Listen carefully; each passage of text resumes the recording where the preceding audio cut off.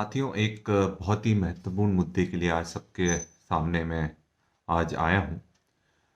Covid एक ऐसी बीमारी है जिससे ऐसा कोई भी परिवार नहीं होगा जो अछूता रहा होगा। और किस तरह से हमने हर परिवार से कोई ना कोई करीबी को खोया है इस कोविड के दौरान। चाहे वो करीबी हो या दोस्त हो या फिर कोई दूर का रिश्तेदार हो। और फिर से कोविड दस्तक दे रहा है। और एक जो सबके सामने चौंकाने वाली चीज़ आई है कि जिस तरह से एक नया वेरिएंट आया है और जिस तरह से चाइना, यूएसए, यूरोप में ये कहर ढा रहा है। और इसके बाद हमारे देश की भी बारी आएगी। और हम जितना ज़्यादा इसमें प्रिकॉशंस ले सकते हैं हमें लेना चाहिए। और अभी जो एक सूचना आई है जिसमें जो सरकार है 8 से लेकर 10 तारीख तक इंदौर में एक बहुत बड़ा प्रवासी भारतीयों का एक बहुत बड़ा जलसा हो रहा है, गेट टुगेदर हो रहा है। और ये एक हमारे लिए बहुत चिंता का विषय है और एक खतरे की घंटी भी है। जिस तरह से पहले नमस्ते ट्रंप कार्यक्रम में भी दिल्ली में एक ज़बरदस्त विस्फोट हुआ था, कोरोना का हॉटस्पॉट बन गया था दिल्ली। हम नहीं चाहते कि वैसा हॉटस्पॉट वापस से इंदौर बन जाए। और मैं ये सरकार से अनुरोध करता हूं कि जो ये प्रवासी भारतीयों का कार्यक्रम है या तो इसको स्थगित करा जाए, या फिर जो भी प्रवासी भारतीय आ रहे हैं अलग अलग देशों से आ रहे हैं तो कम से कम उनको 7 से 10 दिन के लिए क्वारंटीन करा जाए और उनका कोरोना टेस्टिंग करा जाए। उसके बाद ही उनको अनुमति दी जाए किसी भी तरह के कार्यक्रम या फिर यहाँ पर घूमने की।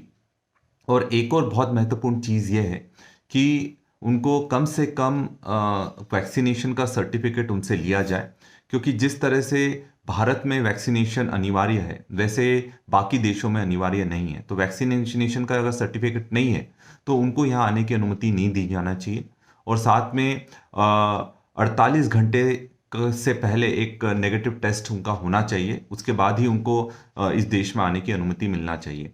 एक और बहुत महत्वपूर्ण चीज़ ये भी है कि हम जिस तरह से इस कोरोना काल में बहुत ज़्यादा दिक्कतें आई थी और चीज़ों के उपलब्ध नहीं हो पाई थी, तो सरकार को उन सब की भी तैयारियां अभी से कर लेना चाहिए, क्योंकि ये एक कठिन समय हमारे सामने आ सकता है। और जो प्रवासी भारतीयों का कार्यक्रम है ये बाद में भी हो सकते हैं, पर अगर वो सरकार इसको करना ही चाहती है तो इसमें इस चीज़ पर विशेष ध्यान दिया जाए कि जो कंट्रीज़ हैं, डब्ल्यूएचओ की वेबसाइट पर ये चीज़ उपलब्ध है, जिन कंट्रीज़ में ये ज़बरदस्त तरीके से फैल रहा है, चाहे वो चाइना हो बाकी ऐसे देश हैं, तो उन देशों से भी प्रवासी भारतीयों को इसमें आने की अनुमति नहीं दी जाना चाहिए। अब सरकार के हाथ में है।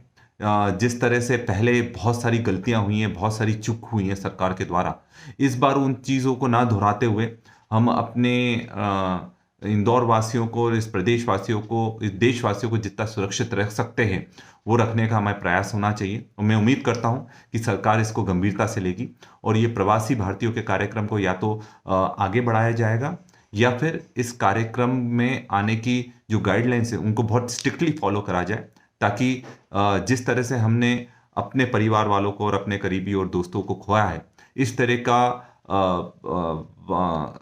पहले जो वाकया हुआ है वैसा नहीं हो।